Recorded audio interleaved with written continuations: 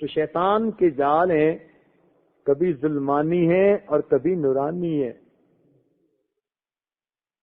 انسان سوچ بھی نہیں سکتا۔ چنانچہ شیخ عبد القادر جیلانی رحمۃ اللہ علیہ جنگل میں بیٹھے مراقبہ کر رہے تھے، خلوت میں یکدم ایک نور کی طرح روشنی ظاہر ہوئی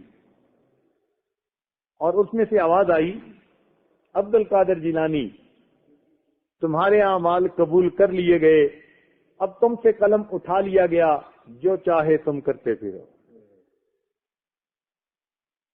اب جب یہ پیغام انہوں نے سنا تو دل میں فوراً خیال آیا کہ اللہ تعالیٰ اپنے محبوب کو فرماتے ہیں وَاعْبُدْ رَبَّكَ حَتَّى يَأْتِيَكَ الْيَقِينُ، عبادت میں لگے رہیے حتیٰ کہ آپ کو موت آ جائے، اس دنیا سے آپ انتقال کر جائیں۔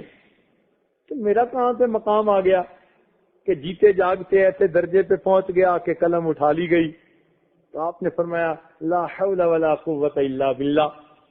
جب آپ نے کہا تو وہ تو شیطان تھا، بھاگا وہاں سے، مگر بھاگتے بھاگتے ایک بیک فائر کر گیا، ایک دوسرا وار کر گیا۔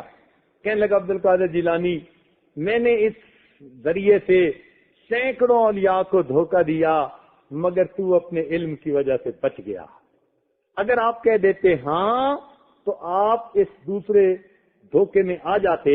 آپ نے جیسے ہی سنا کہ عبد القادر جیلانی، میں نے ہزاروں کو دھوکہ دیا اور گرا دیا، تم اپنے علم کی وجہ سے بچ گئے، آپ نے پھر کہا لا حول ولا قوت الا باللہ، مردود، میں اپنے علم کی وجہ سے نہیں بچا، میں اپنے رب کے فضل کی وجہ سے بچ گیا ہوں۔ اب بتائیے جب اس کے ہتھ کنڈے ایسے ہیں تو پھر اس سے تو اللہ کی رحمت ہی سے بندہ بچ سکتا ہے۔